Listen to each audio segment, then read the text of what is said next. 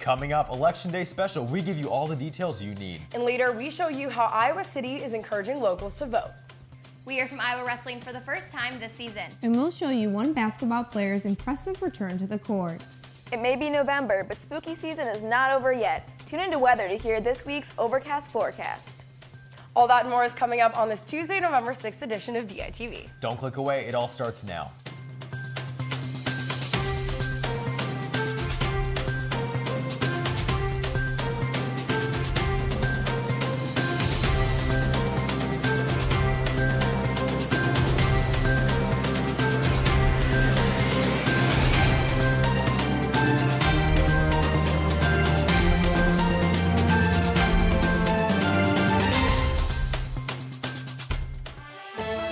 You're watching DITV with complete coverage of the 2018 midterm election. Good morning and thank you for tuning in. I'm Anthony Caligari alongside Becca Scadden. Good morning, Anthony, and happy Election Day. To start off today's show, we have reporters standing by in the studio and on campus to bring us the latest on today's election. Let's toss it over to Lauren Varell, who is live in our studio to tell us about the gubernatorial candidates for this midterm election. Lauren? Thanks, guys. The first candidate is the current governor, Kim Reynolds. Reynolds is a fifth-generation Iowan who grew up in St. Charles, Iowa. Before becoming governor, she served as a county treasurer, state senator, and lieutenant governor. Reynolds has made Iowa a national leader in STEM education, and she has developed trade missions to various countries. Her main goals as governor are to create good-paying jobs, invest in public schools, cut taxes, and increase opportunity in Iowa. I want to keep moving Iowa forward. I want to help Iowans keep more of their hard-earned money by reducing taxes. My opponent, the first thing that he wants to do is raise taxes on hardworking Iowans and on families and on small businesses and on family farmers. And as I travel the state and especially talk to small businesses, they were struggling for workers the way that it was, and they wanted to be able to offer health care to their employees so that they could be competitive and bring more workers into their company, but they couldn't afford a 57% increase in premiums. The opposing candidate is Fred Hubbell. Hubbell is a first-time political candidate who thrives in his experience with managing businesses and leading public entities. I'm running for governor to change the direction of our state and put people first.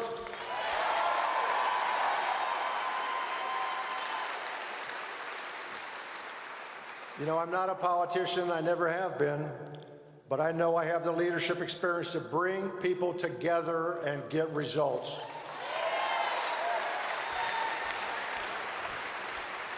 Hubbell has said he is committed to dedicating his life to helping others, and his goals are to balance a budget that supports education and health care. Those are your two candidates for this gubernatorial election. For more information, check out the Daily Iowan Voter Guide at dailyiowan.com.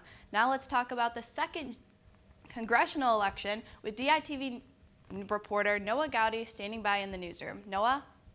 Thanks, Lauren. This year we have a rematch of the 2016 election for the 2nd Congressional District seat here in the state of Iowa. It pits six-time incumbent Democratic Representative Dave Loebsack against Republican candidate Chris Peters. Now, Loebsack did beat Peters back in the 2016 election by a more than 7% victory margin, but this year's race seems to be shaping up much, much closer. Loebsack is running on the same platform he has for the last 6 terms, with him really trying to bring the most opportunity he can to the people here in the state of Iowa.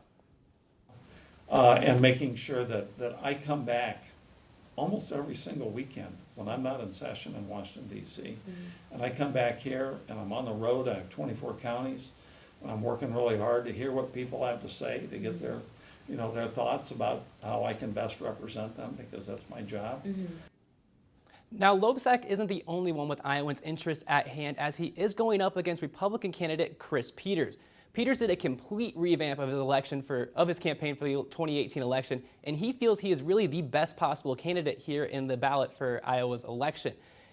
His main focuses for this campaign are on immigration reform, fighting corruption in Washington, and really bringing the best possible health care solution. Well, healthcare costs is one of the issues that concerns me the most. It also is, not surprisingly, the most common issue we hear from voters, whether we're knocking doors or in polls or whatever, and that's true nationwide. Now, this is a very highly contested race here in the state of Iowa, and we're going to be keeping a very close eye on it, so we're going to have all the updates for you as they become available to us. And so now, for more on how you can get out and vote and have your voice heard, we have Mackenzie Cooper standing by out at the polls to tell you more. Mackenzie? Good morning, thank you. I'm live outside of the University of Iowa Main Library, and as you can see behind me, it is all set up and ready to go for Election Day. Now, polls opened up at 7 a.m. this morning and they close at 9 p.m. tonight. If you are unsure of your polling location, be sure to visit johnson-county.com to find out where you can vote. Now, the state of Iowa is a state where you can register to vote on Election Day. So for college students who may be registered in a different county or even state, you can still vote in Johnson County today. Be sure to bring an identification of some kind and also a verification of your Johnson County address to your polling location. That could include either a piece of mail, a bill, or a paycheck.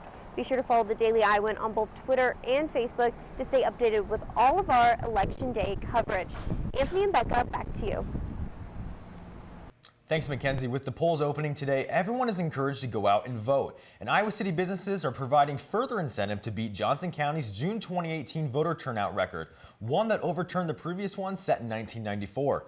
Utopia, a frozen yogurt shop, is offering a 20.18% discount by treating Election Day as a froyo celebration. Anyone who comes in wearing an I voted sticker gets a cowbell rung in their honor and the discount. Other businesses like the social media startup Sculpt are using their office space to encourage voting. Sculpt is getting the message across by handing out informational flyers and even decking out their office windows with the word vote. Well, Anthony, obviously we're trying to get people out to the polls, so I'm hoping the weather's going to hang around for us today. You're right, Becca. Let's hope that weather kind of sticks around for the rest of this week as well. Let's see what's going on. We have Kate standing by in the weather studio to tell us more. Kate? Thanks, guys. This week's weather is going to be a little bit of a bummer. Today is the last warm day of the week with a high of 47 and a low of 31. Looking into the extended forecast, we've got a chillier week up ahead. Wednesday will be partly cloudy with a high of 41 and a low of 27. Thursday is just a little cloudier and just the tiniest bit chillier with a high of 40 and a low of 26. Friday really takes a plunge with a high of 35 and a low of 17. Brr, looks like I'm spending my Friday night inside. Then finally, we have yet another cloudy day on Saturday with a high of 36 and a low of 28. Now, this weather may be dreary, but I'm not going to let it put a damper on my week. Guys, back to you at the desk. The University of Iowa's famous wave has traveled all the way to El Paso, Texas. After seeing the local football teams field below one of the windows at El Paso Children's Hospital, Jesse Tovar got an idea that would brighten all of the patients' lives, including his own daughters. Tovar and his friend Ed Stansberry got to talking with the Jefferson High School's head football coach who already loved the UI Wave, and his team's own Wave of Love was born in September. Now, citizens from all over El Paso are coming to the games to get a taste of the Hawkeye spirit and to support the local community. Check out Kinsey Phipp's story in the Daily Iowan for more. And you know, Becca, it's great to see that the Wave is getting attention still across the nation. Absolutely, Anthony, and I'm so excited that we're going to be back in Kinnick Stadium this weekend to get to see our Wave again. Let's toss over to Natalie and Nicole in the sports studio with more. Thanks, guys. That's right. I'm excited to be back into Kinnick this weekend, but we're seeing the return of all winter sports, including Iowa wrestling. Yeah, that's right. Yesterday, the wrestling team held their media days, and we got to hear from them for the first time this year. And with four returning All-Americans, all eyes look to them as team leaders. And even though they ended the season last year on the podium, they're still hungry for more. Tom Brands talked about the attitude of his returning 165-pounder Alex Marinelli. You guys are talking a lot about Spencer Lee, but let's talk about Marinelli. What's he bring to the table? He's a ferocious competitor. We love him. He lives the right lifestyle. He's the voice in that locker room. You know, he'll go nose to nose with somebody in that locker room if they need it. Everyone hates Iowa. I mean, when you lose, even if you're undefeated or not, they just love when an Iowa guy loses. It doesn't matter who you are. So that means you got to go out there willing to fight and pretty much take the guy's head off. Pretty much. I mean, I hate to say it, but these guys are willing to kill you, and that's what you got to think out there, and you got to take it serious and go out there willing to put all on the line for your team. The team will open up their season this Friday with the Frenzy at the Fieldhouse at Kent State University. Moving from one sport to another, the Hawkeye fans were very happy to see one key member of the men's basketball team come back on the court over the weekend. DITV sports reporter Taylor Van Fleet has more. Just 3 months after undergoing surgery to remove a potential life-threatening cyst on his stomach, Luka Garza appears to be making a swift comeback. We didn't know if Garza would be playing at all this season, nonetheless starting in the Hawks' first exhibition game. But he looked good, and he said he felt good, as he was able to score 11 points in his first game back since coming off of surgery. Felt pretty good. You know, still working on my recovery and everything like that. Got a little tired at some points, but getting better every day. And, you know, that's just one thing. Just in the beginning of the year, I'm just going to need to catch up and just getting back into the shape I was. So I felt great out there. Less than 3 weeks ago, head coach Fran McCaffrey gave us an update on Luka's condition, and at that point, we still weren't given an exact timetable for his return. He's running, sprinting a little bit. No, not sprinting, but running and shooting. But he's in a really good place mentally, I think, and just has to be patient. Well, based off his performance Sunday, he might not have to be as patient as he originally thought, as he already looks like he's back to his normal self. Reporting from Carver Hawkeye Arena, this has been Taylor Van Fleet for DITV Sports. Well, you can expect to see Garza starting this Thursday night as the Hawks open up the regular season against the University of Kansas City, Missouri. And in other news this weekend, the volleyball team faced yet another ranked opponent at home.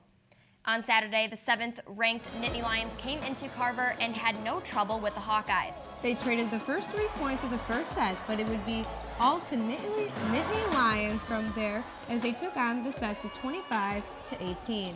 Penn State went on to dominate the second and third sets as they swept the Hawks 3-0. We're really just trying to find our groove again, and I think tonight was way better than what we've been playing for the past 2 games, and I think that's really important. And after tonight, there's still a lot of season, so keep still building and growing as a team throughout the season, because even though it's November, we still have plenty to play. Need to be part of that movement forward and gain that momentum again. And I remind our team that you're either getting better or you're getting worse. There's just no standing still in the Big Ten. So we just got to keep working to get better. The Hawks will be back yet another night to take on another ranked opponent when they'll face Nebraska at 7 p.m. But that's it for us in the sports studio today. Come back tomorrow and we'll see the basketball team as they have their exhibit game of the season. Becca and Anthony, back to you.